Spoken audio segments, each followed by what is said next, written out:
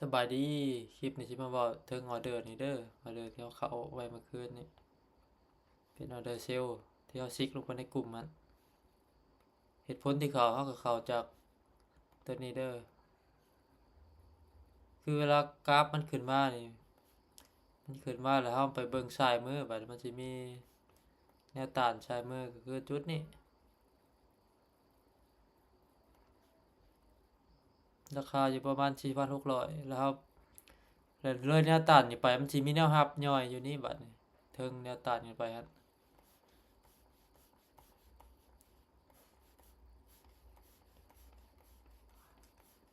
เด้อแป๊บหนึงเด้อ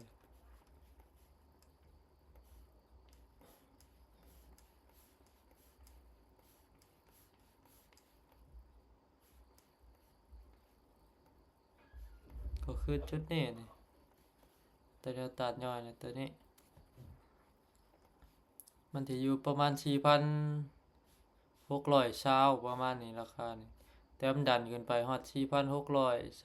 4,630 เลยขึ้นไปได้หนึ่งก็เลยถึกลากขึ้นไปประมาณ1,000จุดแต่ว่ามันก็กลับลงมาได้อยู่ประมาณ 2,000 จุดตามนี้เด้อสำหรับใครที่อยากเข้ากลุ่มเทรดหรือว่าเข้ากลุ่มปรึกษาหยังก็ทักมาทาง WhatsApp เด้อหรือว่าเข้าอยู่ในใต้คอมเมนต์สำหรับคลิปนี้ก็สิมีประมาณนี้ขอขอบใจ